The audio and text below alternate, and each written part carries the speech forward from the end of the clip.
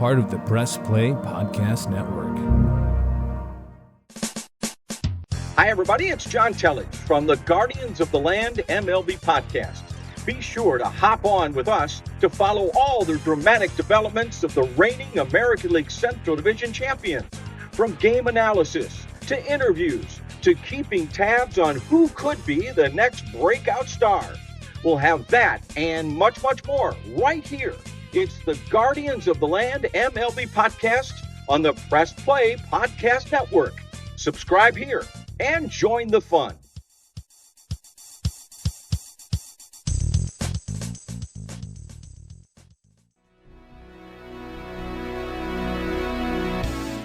Iguodala to Curry, back to Iguodala, up for the layup. Oh, blocked by James. It's over. It's over. Cleveland is a city of champions once again. The Cavaliers are NBA champions. That sound means it's time for Cavs on the Break NBA podcast. What's good, Breakers? We are part of the Press Play Podcast Network. I am your host, Chase Smith, and with me, he's the NBA writer and owner of HoopsWire.com. He's our Cavs insider, national NBA writer, Sam Amico. Sam, it is great to be talking with you Cavs basketball once again. Here we are, March Madness, NBA style, right? That is right. Our first podcast in March. The Cavs have 15 games left on this last bit of the season stretch here. And here to help us talk about these last few games, he reports sports at Fox 8. He's the host of the Sabol Brothers on the Baseline podcast right here on the Press Play Podcast Network. He also is the co-host of Cavs on the Break, John Sabol. John, we were just talking pre-show. Thank you for hosting us at our live show in your immaculate basement at our last episode, John. It was an incredible time. Thank you.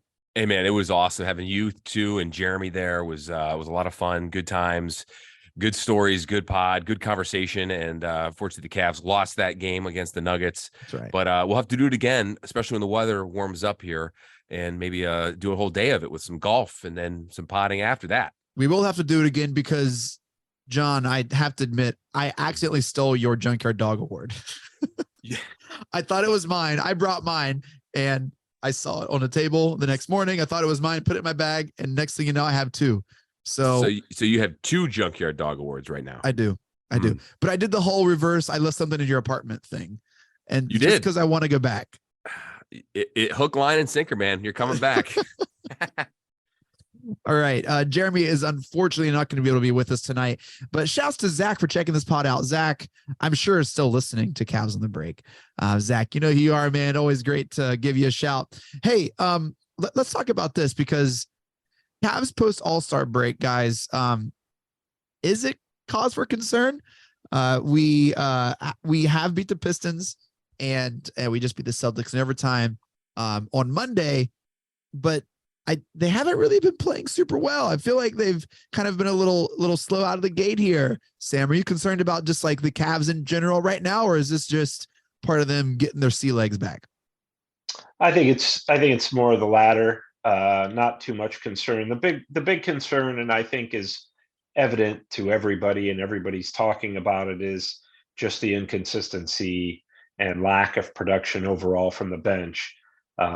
The good news is, you saw Lamar Stevens come in and against the Celtics and offer a spark, but they just haven't been getting consistent play from the bench. And that would probably be something that would be, a concern in the playoffs, because then you're kind of running your starters and Donovan Mitchell and Darius Garland and Mobley and Jared Allen, especially, starting to look a little bit tired to me lately.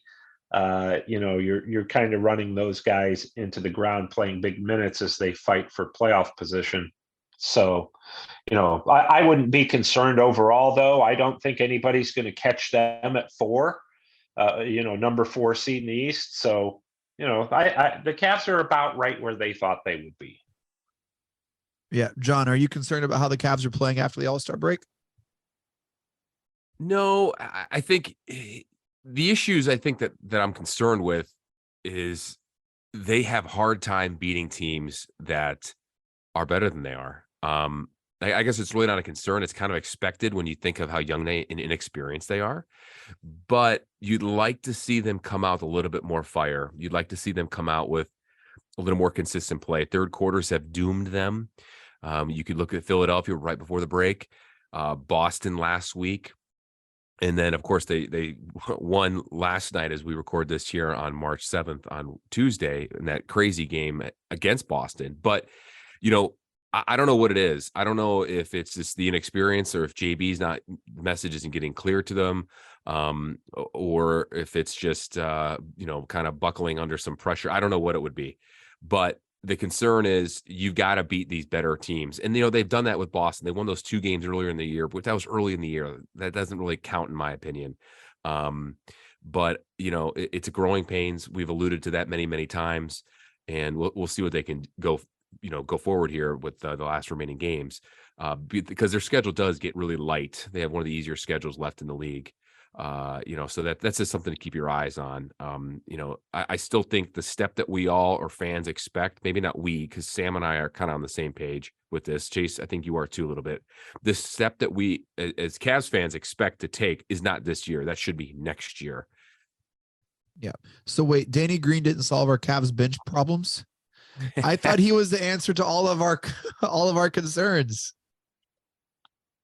I don't think they brought him here for that. I think they brought him in to kind of hit some threes, but okay. We kind of knew too, Chase, with Ricky Rubio, when he's his age, a guard in his 30s who's coming off a major knee injury, I didn't expect him to be at what he was last season, but I thought that he might be able to give them a little bit more than he's giving them. And that's not a knock on him. That's just reality of the situation. Coming off major knee surgery, just really hasn't found his groove and lifted them in a reserve role, I think, as they had hoped and he had hoped. And maybe that can still happen. But to me, that's kind of the one area that they had their hopes up about, that, and again, I don't want to sound like I'm trashing Ricky Rubio, because I'm not, but he just hasn't delivered and been able to deliver physically like they had hoped at this point. Oh, I'm gonna cut this out and say Amico trashes Rubio. Just you wait, Sam. I have no doubt that you would do that too. I would never. Sabol, what were you going to say? I was going to say, you got to wonder where he's at, though, in terms of how healthy that knee is. He's not obviously at 100%. His age, multiple injuries. I don't know if we'll get to see the Ricky Rubio of last year, the same guy that averaged 13 points a game. If we do see him, it may not be till next season, if at all. But I'm with Sam on that part. The bench is a glaring problem. And, Lamar Stevens single-handedly won that game against Boston last night. And you're not going to get those kind of efforts from him at a consistent clip. And you're not getting it from Chetty or LeVert or Wade. The bench is a huge concern. It's a problem. I guess that would be the other concern I would have. So there's a big hole there. I think it's still enough to get by the first round, especially if you play the Knicks.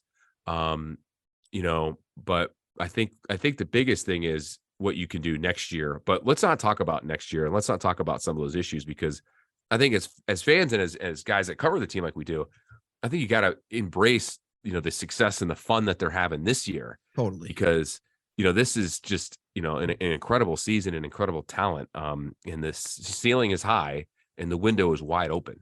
So let's enjoy it. So let's say the Cavs have won 3 of 4 against the Celtics this season, right? Like, why can't we enjoy that? Why do the first 2 not have to count, John? You were just saying we need to enjoy it, but.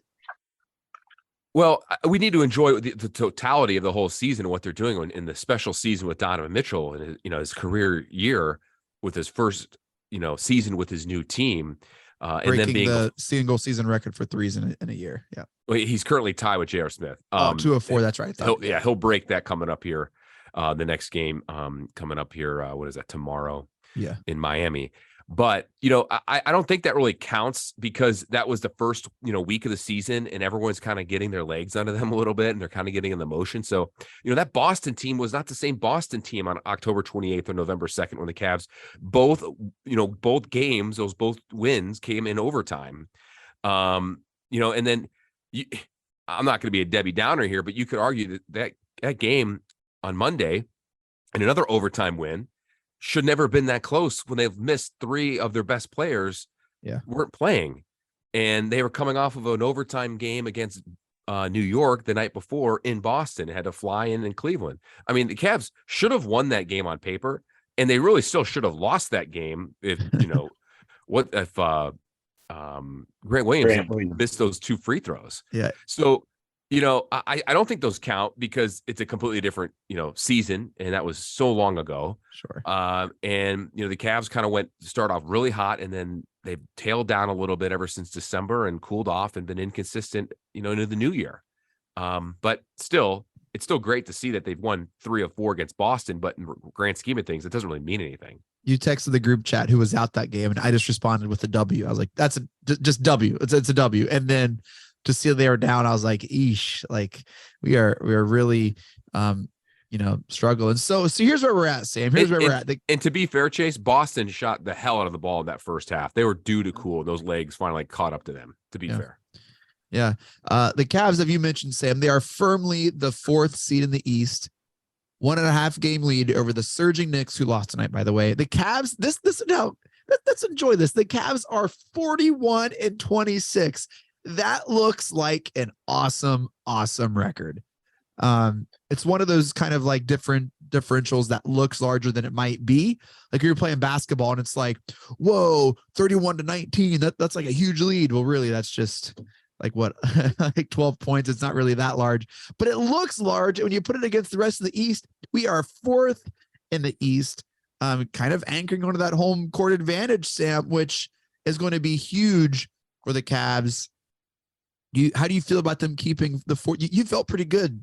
I mean, just a few moments ago, you feel like they're going to hold on to that 4th seed? Yeah, that hasn't changed. I would say, I think that they're going to hold on the 4th seed. I think the Knicks kind of, they went on that, 9-game winning streak before losing to the Hornets. Yes. Tonight. And I just kind of felt like, as somebody, the Cavs don't need to worry about the Knicks. I think that they would be more concerned with the Heat or the or the Hawks if they get their act together. I think the Knicks are probably going to finish with that 5th seed. So that to me would be the Cavs' first round opponent. I don't think they'll pass the Cavs for 4. And I just think that, the best thing that happened to a lot of the teams in the East was Kyrie and Durant. The Nets imploding. I mean, I remember, I don't know if I said it on the podcast. I'm sure I said it to you guys off that, when the Nets were playing really well at one point, December and January, and I said, how long is it going to last though? And I kind of thought, well, maybe this is the year that the Nets finally have their act together. Well, sure enough, it all falls apart. And that benefits the Cavs because then they avoid them in the first round. And I think the Cavs are a better team than any team beneath them right now. It's not like a Nets team last year that was probably better than the Cavs, even though they finished with a lower seed. I think that this year it's pretty clear cut that the Cavs are the 4th best team. And even without great bench play or, without some consistency from game to game from the entire team, they're still the 4th best team in the East, right? Which checks out because they have probably the 4th best player in the East, right? You have Giannis on the Bucks, Tatum on the Celtics, Embiid on the 76ers, and Spider here on the Cavs. And so I like that as well. We have the Knicks at 5. The Nets right now are at 6, but they're only, 5-6 games up on the 10th seed Wizards. And, I mentioned on the pod previously, I don't know if the Nets are going to make the play-in game. I would not be shocked if they just continue to fall. The Nets are 4-6 in the last 10 games. They have won 3 straight, but I think you look at the teams below them. You have the Heat, the Hawks, the Raptors, and the Wizards, and then the Bulls and the Pacers are right there knocking. I think it's totally feasible for the Nets to completely drop out of the playoffs and, dare I say, into the lottery. I know they got 37 wins. So that's quite a lot, but any chance you Who's have better right now? Who's better right now? The Nets or the Wizards? Who's a better team? I would say think the Nets. Wizards. Yeah, I think it's a toss up. You guys Yeah. both gave a different answer, but yeah. I don't know. Well, when you think of the Knicks, I think the Knicks' recent surge, winning of 9 of the last 10, is just a little misleading in a way because of, they went on a hell of a tear, but they beat up on some teams there. Surprisingly, they beat Boston twice, which is shocking, but then they lost to Philly in that stretch before. But you beat up Brooklyn twice. You beat up New Orleans and Washington and Atlanta.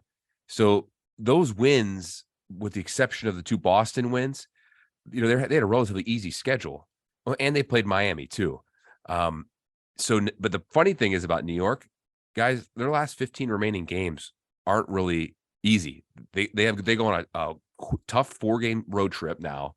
Sacramento, both LA teams, in Portland, and then they have Denver coming up. So that's at home. So their next 5 games are against some tough opponents in terms of what they can do. Especially 4 of those on the road, West Coast style. So if you're going to see their true colors shine, it should be coming up in the next week and a half to see, how really, good and experienced they are, because that could be a decent barometer to see how the Cavs could fare against them during the postseason, if at all. Other than that, I mean, I know I just said it a second ago, but the Cavs have actually the easiest remaining schedule based off of wins and losses in the entire NBA. Yeah, I have it here in front of me. Let's go over that. So the rest of the week 21 slate, we have a back-to-back in Miami, which doesn't seem like the easiest schedule. But we have, when you're listening to this, it's probably you're listening to this on a Wednesday. So tonight, 7:30, the Kevin Love revenge game in Miami. Tip off 7:30. And then on Thursday, the very next day, tomorrow, again in Miami, second game of back-to-back. Got to watch out for that Miami flu that kind of happens every now and then down there in Miami. Then we have a couple of days off. Then we go to Charlotte. Surprisingly frisky Hornets all of a sudden, 5 p.m. tip in Charlotte. But then we have Hornets away, 76ers home, ESPN, Wizards home, Nets away, Rockets home, Hawks away, Knicks at home, Friday, March 31st, which could be huge for playoff. It could really just seal the 4th seed there. Pacers home, Magic away, Hornets home Sunday, April 9th. And that's a lot of lottery teams right there that are really going to be trying to lose to get better chances to get Wembanyama. So that's, it would have to take a monumental collapse for the Cavs not to get the 4th seed in the playoffs is what we're trying to say. Yeah, that's a whole combined average of 455 winning percentage, by far the easiest remaining in the league with 15 games. There are some teams that still have 19, 17 games left, 18 games left. But here, it's funny you mentioned the Wembanyama sweepstakes. If you really look at where it looks right now in the league, in terms of the bottom teams that could be in the running, you're looking at Detroit, Houston, and San Antonio. And I guess Charlotte a little bit there, if they fizzle, they could be tied in that bottom 4. So if you're looking at a spot where could go, looking draft talk, that's where he could go. Yep. The thing that cracks me up is that the Spurs lost 16 straight at one point. We're still a game or 2 better than the Rockets, even after that losing streak. Oh, geez. Yeah. So that is a very favorable schedule for the Cavs. And is it possible that the Cavs get the 3 seed? I mean, let's look at the different side here. You start looking at like higher seeding and who you'd rather play. I want to talk about that at the break. Well, actually, hey, let's take a break. When we come back, we're going to talk about maybe playoff seedings, our toughest out, easiest team to play to advance, and the most important piece on the Cavs. Stick with us, Cavs on the break. NBA podcast right here in the Press Play Podcast Network. We'll be right back. What's up, everyone? I'm Holly Wetzel. And I'm Tyrus Powell. And we are your hosts of The Orange is Oranger, a Cleveland Browns podcast on the Press Play Podcast Network. We give you all the dog pound coverage that you'll need to get you through the regular season, hopeful postseason, and I'd say off-season, Tyvis, but is there really ever an off-season for this team?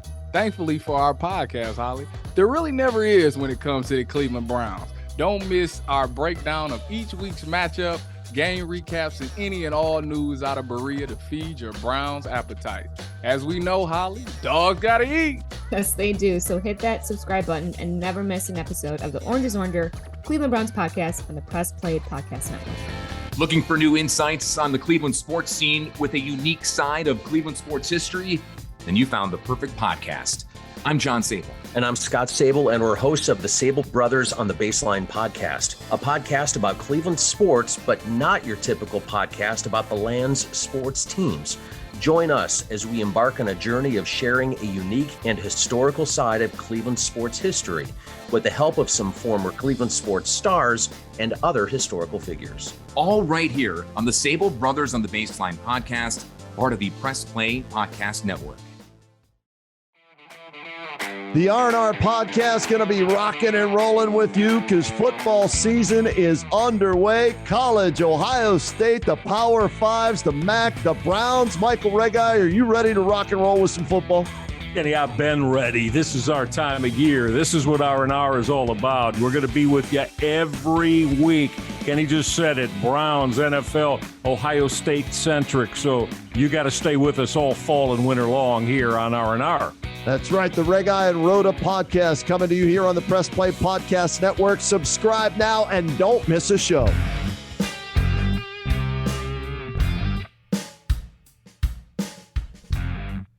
Hey everybody, I'm Gary.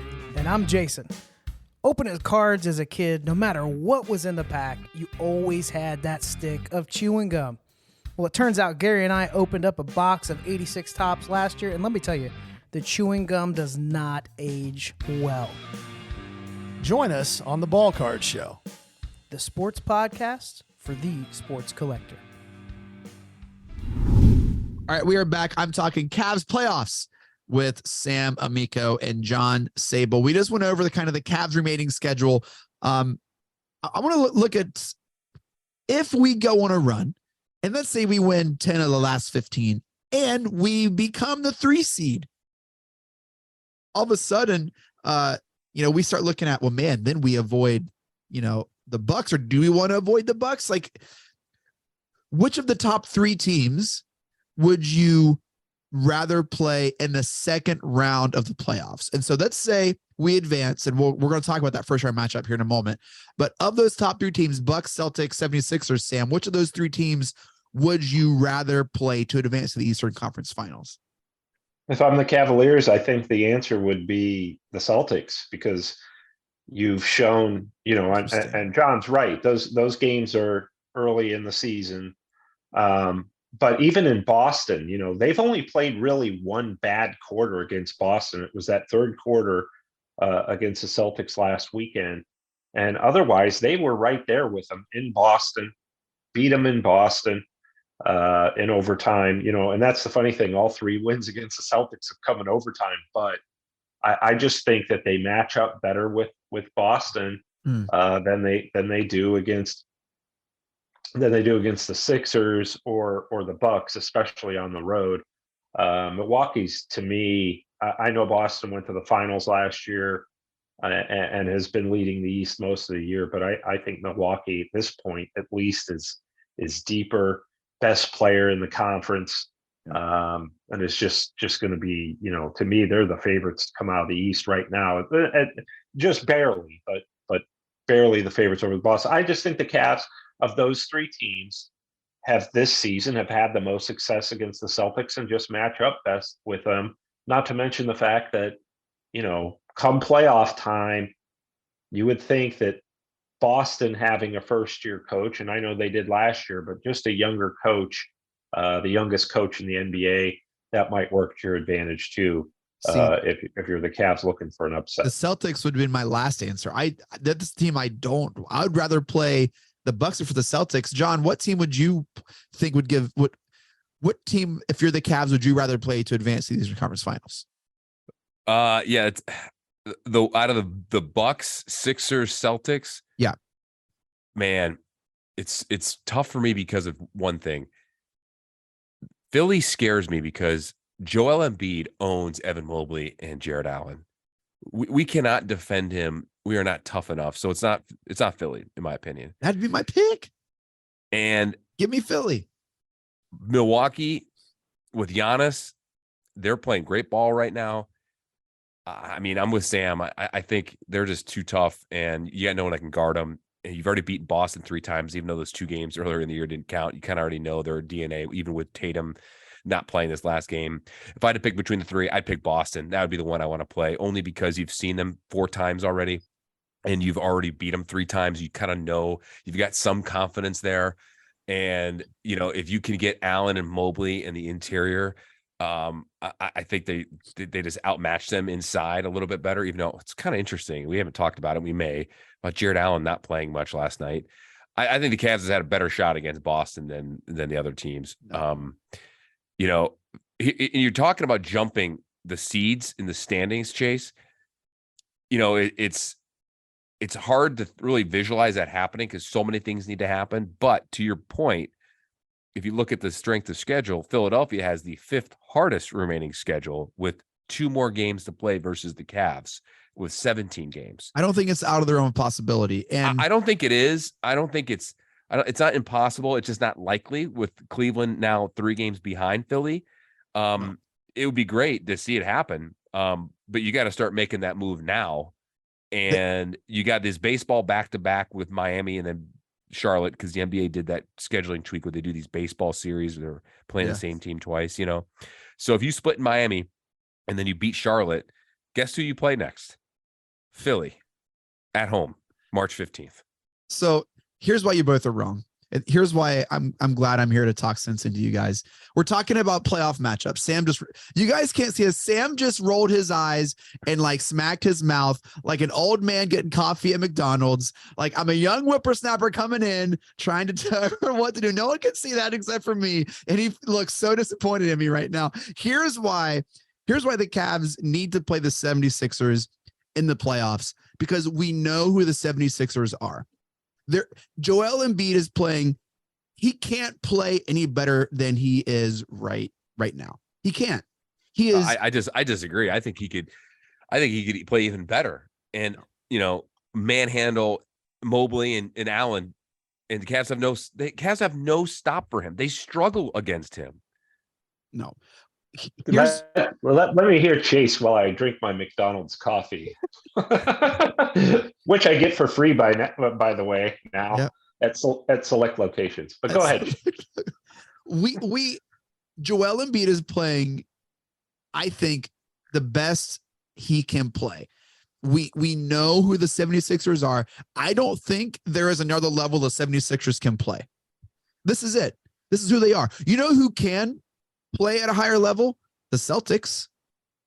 You know who is going to be hungry because they think that they, were embarrassed in the finals and it's my league, it's my time, I'm Jason Tatum, blah, blah, blah, blah. Is the Celtics. You know who also is like, we didn't make the finals last year. It's time to show everyone that I'm still the best player in the East. Giannis.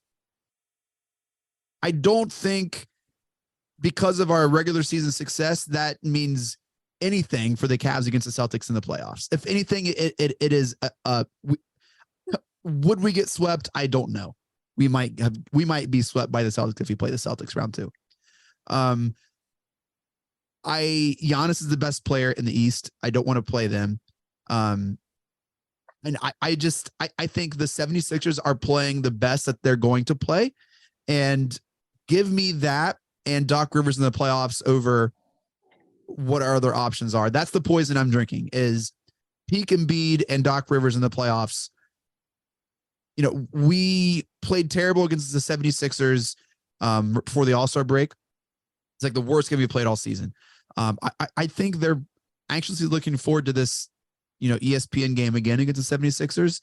And I would be shocked if we lose that game. I think that's a big game for the Cavs. And I don't know. Give me the 76ers in the playoffs, and I think we have a shot. Well, I would say, Chase, that to me, Milwaukee has the deepest team in the league. One of the reasons I would pick Boston over the Sixers, and like I said, it wouldn't be by much, but Boston's bench is very unpredictable. There, guys like Sam Hauser and Blake Griffin and Peyton Pritchard. Brogdon's pretty steady. I'll give him that. I mean, he's pretty good, pretty underrated, pretty steady. Agreed. But I just think that their bench is pretty unpredictable, and so are some of their other starters. That said, I mean, there's really no boy, we got the matchup we wanted with any of those three teams. Sure. I will say this about Philly, to your point, they're not real strong when it comes to depth. Nope. And whenever I think about the Cavs, I think I don't really think so much in terms of starters as much as, okay, how is our bench going to fare against them? Because really, if you look at playoff series, you get what you get from your stars. You're always going to get that. It's the bench guys that, you need somebody unsung to step up. And that's usually how a playoff series is often determined, whose role players play better, because the stars are going to play great anyway. So, well, in the bench either of the way, playoffs, in the bench of the playoffs, only rotate maybe 2 or 3 guys. It gets really small. Yes. Yeah. It gets about 8 guys. Right. And, for some of those guys, but you got to factor in injuries, maybe the bench comes into play in that way. But for the Cavs, I mean, to me, based on our discussion earlier, it's just been fantastic. The type of season they've had, the fact that they went from, a team that got bounced in the play-in tournament to a team now that's a top 4 seed. And we're talking about who they're going to play in the second round. To me, that's just they're exactly where they'd hoped to be. They didn't expect to be better than Milwaukee or Boston or Philly this year. And they were going to go for that 4 seed. They probably didn't expect to be better than the Nets if the Nets pulled it together. So the fact that they're where they are has really, should serve them well for next season when they should take a bigger step. It's funny, Sam. You go back, and we've talked about this before, how Kobe Altman set that tone back on Media Day, where he didn't put a ceiling on this team this year, expectations, and didn't say it's playoffs or bust, or it's Eastern Conference Finals and bust. And I had a couple friends of mine who listen to the podcast who kind of reject that notion that just like media PR stuff that the Cavs are saying, blah, blah, blah, blah, blah. And even though there are other people in the league that have said the same thing about the Cavs, it wasn't media PR BS. That's what they're saying, because this is a young, unproven team with a superstar in Donovan Mitchell playing in his first year there. So naturally you're thinking, oh, the Cavs should be so good and they should go this far and blah, blah, blah, blah, blah. The point of Kobe Altman saying that is, back then, put no pressure on his young players, because this is one of the youngest teams in the league with no experience. And so anything positive from the first game in October to now, and continuing to grow in the standings, grow in your experience as a player, as a team, chemistry, yada, yada, yada, was just a bonus. And so, yeah, the Cavs would love to go to the playoffs, and they will. Yeah, they want to win a series, and they could, and they want to go far. But it wasn't just lip service that Kobe Altman said back then. The Cavs truly believe that, even though they want more, but not putting pressure on themselves back in October with the move of Donovan Mitchell and going in year 2 of Evan Mobley and 3 of Darius Garland and having all these guys together, I think is actually helping them more than not. And that the big jump that fans really want to see is next year, when the Cavs will have money off the books with Kevin Love's contract gone. Karis LeVert's option, if they don't re-sign him, which they may or may not, you still have the mid-level exception. They can be active on the trade front. I guess what I'm saying is Kobe set this mindset early. They've embraced it.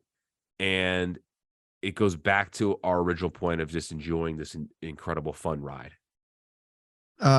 Currently, Embiid is third in the league in usage rate at 36.9%, almost at 37%. Giannis at 37.5, and Luka at 37.3. Chase, how do you not see that that Joel Embiid just destroys the Cavs every time you play them? I'm not saying he doesn't destroy them. I'm saying this is there's not another level to his destroying. It's just he's going to produce, but that's it. There's another level that Tatum and Giannis can do to us that we haven't seen yet. Can we get through the rest of the regular season first before you Chase gets all fired up about the Sixers? Well, let's do this. Let's do this. Which is the hardest, the toughest out of the first round? Can we talk about that? Because we talked about the easiest team to advance, the toughest out of the first round between the Knicks, the Net. Well, I don't want to count the Nets. The Knicks, the Heat, the Hawks, the Raps, and the Wizards, and the Wizards. Which of those 5 teams would give us the toughest out and maybe even bounce us from the first round of the playoffs? I think it's Miami. I want no part of the Heat whatsoever. Jimmy buckets and the bench of Bam and Tyler, or not bench, but other starters, Tyler Hero, those guys. They can get hot and streaky. I know they were playing inconsistent this year. They were injured early on. I'm not just saying that because of Kevin Love. Kevin Love doesn't scare me by any means, but I think you do have some experience there and some potent offensive skilled players there that could really, hurt the Cavaliers. Knicks and Nets don't scare me whatsoever. Hawks don't either. And, the Wizards and Raptors, even if they somehow fall up, and get hot, there's no one there that potentially throws any danger. My only concern with the eyes. Raptors is that one of our players would get injured because they're dirty and they would just try to injure us because that's how they are. Sam, John, I agree with you, by the way. I'm right there with you. Sam, which of those teams would you rather not play in the first round? Without question, Miami. Just because they're a veteran team. They've got a lot of playoff experience there, a lot of big game experience. We saw when they played the Cavs in Cleveland recently that they play playoff style basketball all year. And I know they've been inconsistent, but they're just the kind of team that can get their act together at the right time. Very well coached with Eric Spoelstra, a guy who has been there forever. That would be the team I would not want to face. That's why I'm if the Cavs, it might be better if they don't climb to 3 and stay at 4, because then maybe you avoid Miami in the first round. Maybe Miami stays at 6. You climb to 3, you got them in the first round. But that would be the team that would probably be the most fearful. And I'm in total agreement with John. After that, it's probably the Hawks and the Raptors. If the Raptors get their act together, the Raptors probably second to me to Miami because they've played the Cavs very well, throughout the season, and they are a very physical team and another team that's very well coached and just has a lot of athleticism. But I don't know that they'll get that far. The Hawks to me are going to be interesting to see how they close out the season under Quinn Snyder. It seems to me that they're probably going to get their act together here on a regular basis. And I think the Cavs will avoid them in the first round, but they're a team that if they pull it together, they've got some ability and got some depth. But I really, maybe foolishly so, I don't think that the Cavs really would need to worry about the Knicks. Definitely wouldn't have to worry about the Nets. And the Wizards, I don't. John, you're the professional sports anchor. Which team gives us the best narrative and the best storyline? Round 1 matchup? Well, the Quinn Snyder point that Sam just made, I think, is very interesting now, the coach of the Hawks, because that was Donovan Mitchell's coach in Utah. And if there's a coach out there that knows Donovan better than anybody, it's him. So I would probably say between, Miami and the Kevin Love connection, but the Atlanta connection, just because of Quinn Snyder and Donovan Mitchell, is very intriguing and probably hasn't been talked about much at all.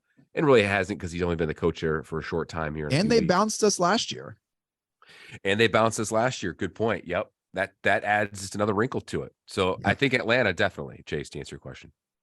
not the Knicks with Mitchell and toying with them and not Yeah, happening that the would twist of fates. That would be, I think, over talked. I think you talk about that after game one and then you're done.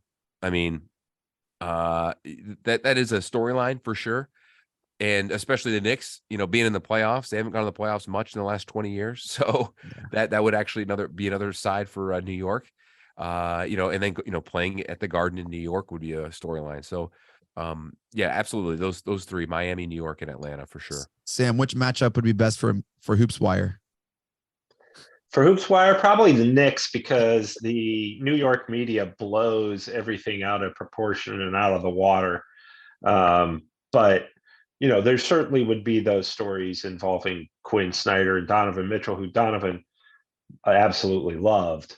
One of the things, I'll tell you this, that impressed me before Donovan Mitchell ever got to Cleveland, I thought, man, I really like that guy. Before he got to Cleveland, you remember when Utah, Quinn Snyder stepped down and Utah made it pretty clear, guess what?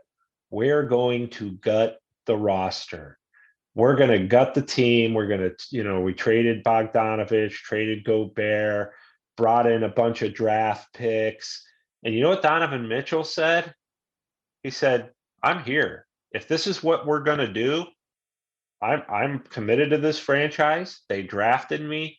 I'm going to stay here and do the right thing, play for Will Hardy, who nobody's ever heard of as the first-year coach. I'm not looking to get out. And I just thought, in today's day, that's rare. You can't blame guys for wanting to get out of those situations. Sure. But the fact that he was, this is my job, this is my company, and I'm going to show up and go to work every day, regardless of who they put around me. I was very impressed with that. And then you see him in Cleveland and you're like, yeah, of course this guy said that because he's a good guy. But going back to your question, Chase, I think that, anything involving the New York and New York media is probably going to benefit Hoops Wire the most. Yeah. I think the Hawks would be a lot of fun. My best friends in Atlanta. Not that's why that would be a lot of fun, but just last year, them bouncing us a Quinn. And then Ricky Rubio too was in Utah. I think that's great. The Knicks, I think with the Mitchell storyline, I just, we lost to the Knicks in New York last time we played them, which we probably should have won that game. And I think the Heat with Kevin Love. So I think we have a lot of really fun matchups. I mean, the Raptors, we owned the Raptors when LeBron played for the Cavs. And so I'm sure they're looking at us like, oh, let's go. Like, let's play the Cavs and we can try to give them some payback. So I think there's a lot of really fun matchups in the first round. And I'm really liking our chances. I have to say this because I talked about it at the beginning of the year. I said out of the first round is the expectation of where the Cavs would be. Sam, are you thinking like, at this point, we need to be out of the first round? Like that is not an exaggerated like expectation. Like right now, as it stands, 15 games left. Like, yes, we should be out of the first round. Well, first of all, I'm trying to get over the fact that you just said your best friend lives in Atlanta, so that means it's neither John nor I. Subtle shade, Sam. Subtle shade thrown. Yeah. Best friend. That cuts deep. Secondly, he's a breaker. He listens to the pod. I got to get him a shot. Okay. All right, good. Secondly, I think that it wouldn't necessarily be, it would be a disappointment. It wouldn't mean the season's a bust. If you put it this way, if you lost you said that. Hang on. Let me finish. Hang on. If they lost to the Knicks or the Hawks, then yeah, you would think, oh, I would think that the Cavs would be exasperated with that. Their fans would be disgusted. Those are teams you should beat in a 7-game series. If you lost to the Heat, I can't say that. Yeah, you definitely, without question, should beat the Heat in the first round. I just can't say that. That's a very good team, an experienced team, and Chase, so often we've seen throughout the course of history, experience wins in the playoffs. I'm not saying that's going to excuse it, but I'm just saying, okay, you lose to Jimmy Butler, and Bam and Tyler Hero and those guys who have been there before, and Eric Spoelstra, who has coached in so many huge games. I mean, let's not forget, it's not just Darius Garland and Evan Mobley and Isaac Okoro who have never been to the playoffs, or Jared Allen, who has only been there once as a member of the Nets in 2019. But guys, how many games has JB Bickerstaff, playoff games, how many playoff games has JB Bickerstaff coached as a head coach in the NBA? So this was new to him too. These situations are new to him. These in-game situations and playoffs, managing a team would be new to him too. So I don't think that the season's a bust by any stretch.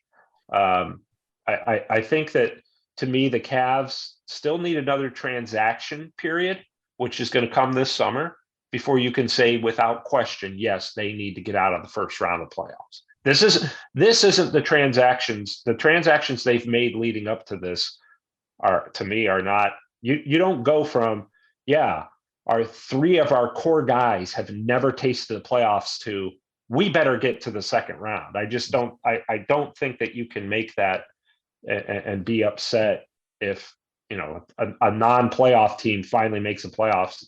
I just don't think you can say, well, they better get to the East semis, unless you add like Kevin Durant or something. I just don't. I don't think. I could not disagree more. Chase, I know you're getting antsy, but you can't write off. There was a regular season full of fun, and yes, it would be highly disappointing if they lost to the Knicks or the Hawks or Nets or whatever. Yeah, it'd be highly disappointing if you lost to one of those teams, and it'd be disappointing if you got beat by the Heat. But at the same time, I don't think the expectation ever going into this season was, we have to get to the second round now that we have Donovan Mitchell. It's get these guys into the playoffs, because they haven't made it. They haven't tasted it, and it's a different game once you get there. Sam, go ahead. I respect you. No, you don't. And I hear you, and I thank you for sharing your opinion. John, where are you at with all of that? Well, I go back to what Kobe Altman said earlier in the year. Like I said before, I mean, the Cavs didn't put an expectation on anything. So even though they would love to and thought they'd go to the playoffs, and they are, I think a playoff series would be absolutely outstanding for them. It's going to be ahead of the curve in terms of what they were looking at doing. And experience is so key. Getting into a series, playing in a series, going on the road on the series. And if you win a series, that's absolutely outstanding. I would put them having a first round series as the best case scenario this year. And what if they go win the second round? Well, that just be unreal. I'm not expecting them to, but if they do it, that's awesome too. I think if you look at getting in the playoffs, that's a checklist for them, because you need those guys that experience. But I kind of agree with Sam, but I kind of agree with you too, Chase, man. Like, I think if you win a first round series, you're pushing your trajectory of where this team will be a little ahead where they thought it was going to be. And to your point about JB Bickerstaff, Sam, you're thinking, well, how many games has he ever coached in the playoffs? I put up on Zoom here, I put up my hand here. Both of us 0. Guess what? I was wrong. I just looked it up. Did you guys know that he's coached in 5 playoff games? Grizzlies. Was it the Rockets or Grizzlies? The Rockets. He was the interim head coach 2015-16. Was that after they fired D'Antoni? Maybe. Yeah. 2015-16. Has it been that long since they fired D'Antoni? I'm trying to think who the coach was for Houston that year. I don't know. Gosh, I don't know. But I don't even remember. He went 1-4. Well, my year. Ceiling just went up for the Cavs this season, if that's the case. Yeah. Well, he was the but okay, interim head look, coach. He won 1 game and lost the other 4. I understand in September, October, like when I said that was my expectation for the team, it was just based solely off of what they gave up for Mitchell and like what that meant for, like, this is the team you ride or die with for 3-4 years, and working backwards from that. That's where I got that. You got to get out of the first round. But now, as the 4 seed, with how we've played and who we could play, it is not hyperbole to say, like, we should expect a first round advance. Like, I don't think that's out of the realm of of possibility. And I think if we lose to the Hawks, to the Knicks, to the Raptors, to the Wizards, to the Heat, I'm going to be bummed and being like, what the heck? We were better than that, and we should have advanced. By the way, I back to my point. It was Kevin McHale who was the head coach that year. Oh, yeah, he got fired after the Rockets started 4-7 and JV took it over. Sorry, Chase. Well, I don't think you're necessarily wrong, Chase, but it's just an added bonus if they get that far, You do have Donovan. You do have Donovan Mitchell, and Donovan Mitchell brings a lot of experience, and you expect to do great things. But you also have a bunch of other players on this team that's never done anything.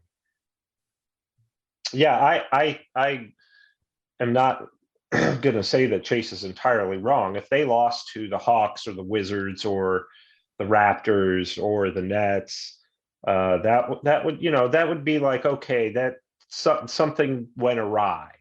And that should not happen. So you should have an expectation of being able to beat those teams that you're clearly better than. Miami would be, to me, the one exception. Like, that's the team that I'm like, yeah, they're an experienced team with great depth, great coaching, and they had an uneven regular season. And everybody knows if Miami gets their act together, they're going to be a scary playoff team. So. And then I would factor in, yeah, they have a ton of experience in the playoffs, and the Cavs don't. They have Donovan Mitchell. That's not to say it wouldn't be a disappointment, but I don't think that you need to go out and think, okay, we really got to rethink things if you lose to Miami. It's just, yeah, it's a disappointment. I always encourage fans that, Chase, I've said this since I started covering the Cavs years ago. The second best thing to me to winning a championship, other than, maybe getting to the finals and losing, to me, the second best thing is a regular season full of fun. And really, that's what the Cavs have done. If you're not going to win a championship, you want to have a regular season full of fun and promise. And I think that the Cavs have done that. Even a team like Philly, that's, their fans are probably like, when are we going to get to the finals? They keep getting close, and they'll get there. They still have hope for the next season. What can we do to add that one piece to get over the top? And I think that the Cavs, their piece to get over the top, really, maybe some bench pieces, but more than anything is just getting in the playoffs and getting that experience. And taking the next logical steps next season. So, yeah, I see your point, Chase. You'd be disappointed, yeah, and you'd be like, well, that was a failure. But I just am choosing not to look at that because the regular season, or look at it that way, because the regular season has been, for the most part, really good and really promising, and shows you only need a piece or two. Yeah. Hey, Sam, you've been really good tonight, and you've been really promising. That's good, because they normally don't say that about guys who are on the back nine. So I appreciate that. No, guys, I love talking basketball with you. I don't care how wrong you both are. I really do like it. John, you're not as wrong as Sam tonight, but that's rare. Do I get my Junkyard Dog Award chain back because of that? Of course. Yeah. Well, that does. Sable's just buttering us up because he wants us to come back to his house, which we'll gladly do. Yeah, I'm actually there right now. You don't know. It's so large. I'm somewhere there. You got to find me. That's his bathroom. This episode of Cavs on the Break NBA podcast. Thank you all so much for downloading and listening. Shouts to the Press Play Podcast Network for making this possible. Make sure to follow us on Twitter at Cavs on the Break. We always follow back. We always do. You can follow Sam on Twitter at Amico Hoops. Catch all of his works and writings at hoopswire.com and at Wire Hoops. You can follow Sabol, John, on Twitter at John_Sabol. And as we mentioned before, John, I got to give you the Junkyard Dog Award only because you said I'm not entirely all wrong. And you stuck up for some of my takes tonight. So, John, congratulations, Junkyard Dog Award. John Sabol, everybody. Let's go. Woo! Love it. Hey, man, got to give credit when credit's due. I can't always praise Sam all the time. Well, plus John has a fresh haircut. John's looking good, as always. Yeah. Oh, I noticed right away. I thought it's because you were watching Fox 8 News. Yeah. Well, last time I saw it, your hair was longer. So yes. There you go. Man. All right. Well, Sam, any final thoughts, man? No, just these last few weeks should be a lot of fun, and I really think that it's going to come down to probably the final week or two before they really lock in the top 4 seed, and maybe it's a long shot, but maybe fight their way to that 3. Yeah. All right. Well, we appreciate you all for listening. And I got Sabol, you want to take us out tonight? You want to have Mike Breed take us out? Mike Breed, take us out. Congratulations, Cleveland. Your decades-long wait is finally over. The Cavaliers are NBA champions.